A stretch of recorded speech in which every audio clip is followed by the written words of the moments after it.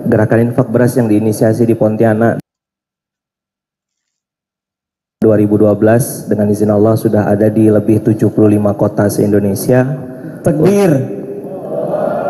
Untuk Kalimantan Timur, Samarinda itu 22 ton, Kutai Kartanegara 10 ton, Balikpapan 8 ton, Kutai Timur 4 ton, Pasir 3 ton, Penajam 1 ton, Berau 1 ton, Bontang 1,15, Sendawar Kubar 1,05 dan total Kalimantan Timur 53,95. Untuk skor terbesar hari ini dipegang sama Jawa Barat 175 ton, kedua Kalimantan Barat 107 ton, Sulawesi Selatan 61 ton dan seterusnya. Dan Bapak Ibu yang baik yang dirahmati Allah, saya nggak akan ngajarin apa-apa, cuma mau nunjukin satu ayat Quran, surat 47 ayat 7. Ya ayyuhalladzina amanu in tansurullaha yansurukum. Bapak Ibu nggak perlu cari rumus hidup yang lain. Saya nulis buku judulnya Mustahil Miskin dengan izin Allah. Dari 2014 ketemu dengan ratusan orang, ribuan orang yang curhat masalah 3 penyakit hutang keluarga. Penyakitnya kanker, penyakitnya divonis dokter nggak mungkin bisa hamil, hutang dari yang paling rendah tuh yang saya temui 200.000 mau bunuh diri, tukang jual bakwan di pasar Ustaz, sampai yang tertinggi yang saya sedang dampingi sekarang 150 miliar. Kemarin baru datang ke Pondok Munzalan, testimoni dengan izin Allah punya hutang 14 miliar, lunas dalam waktu 4 bulan dengan izin Allah. Apa yang dia lakukan? Mempraktekkan ayat ini. Hai orang-orang yang beriman, tolonglah agama Allah, maka Allah akan menolongmu. Jadi Bapak Ibu, kalau kita nolongnya nanti kalau udah utang lunas, kalau kita nolongnya nanti kalau sudah sukses, kalau kita nolong agama Allah itu nanti kalau sudah berhasil, maka Allah juga bisa jadi ngasih pertolongannya nanti. Tidak ada waktu yang ideal untuk memulai Bapak Ibu.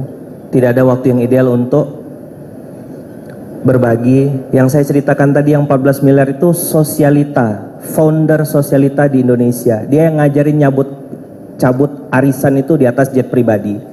Dia ngajarin arisan berlian. Dia yang kalau pakai berlian tuh 250 juta brosnya aja. Jadi kalau main berlian, mobilnya Rubicon, motornya Harley, kelilingnya dunia. Begitu lihat santri yang di Bogor Ustaz ada pondok, santrinya makan satu hari 3.000 Ustaz. 1.000 sekali makan. Saya tidak mau maksa orang Balikpapan untuk ayo bersedekah infak beras, karena uang ini juga bukan untuk saya. Cuma saya pengen ngasih tahu, jangan sampai nanti Bapak Ibu, anak-anak yatim penghafal Quran ini nanti nuntut kita di akhirat. Jangan sampai nanti mereka menghisap dan minta sama Allah, kami ini ngapal Quran tapi gak bisa makan, kami ini ngapal Quran masih banyak orang foya-foya buang-buang nasi. Dan nanti yang dihisap Allah orang Balikpapan kalau anak Balikpapan kelaparan.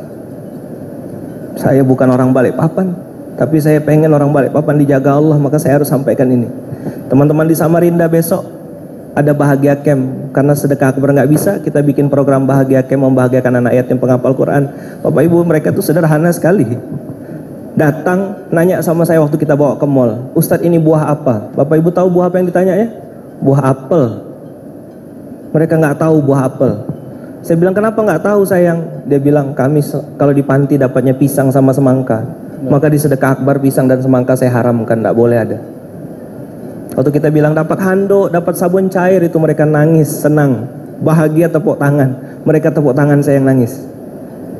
Ada santri kita Ustadz dibawa ke mall, nggak pengen belanja, cuma pengen naik tangga berjalan, eskalator, lepas sendal Bapak Ibu.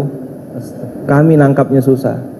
Mau masuk lift baca doa dulu, ya Allah semoga kami selamat sampai lantai 3. Sudah turun, boleh turun lagi nggak Ustadz? Boleh.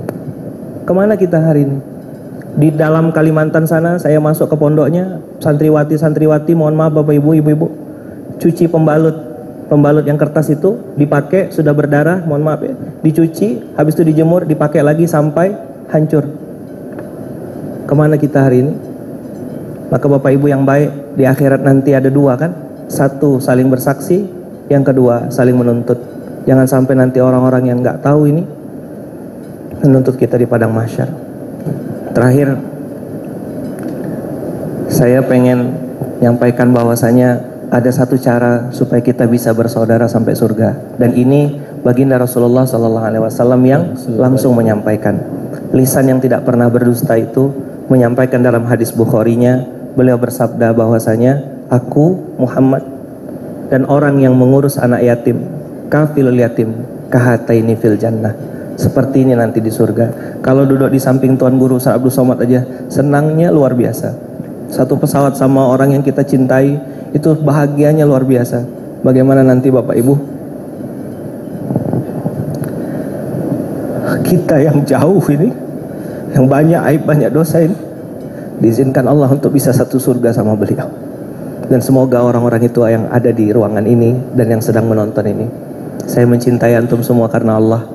Nanti Bapak Ibu kalau mau cari info tentang infak beras Balikpapan, ada tanya teman-teman di belakang, mau tanya tentang bahagia camp kita membahagiakan, memuliakan dan melayani mereka nanti di tanggal 23 November Resort Putri Ayu Cottage Samarinda. Insya Allah saya juga akan datang ke sana 20 sampai 23 November.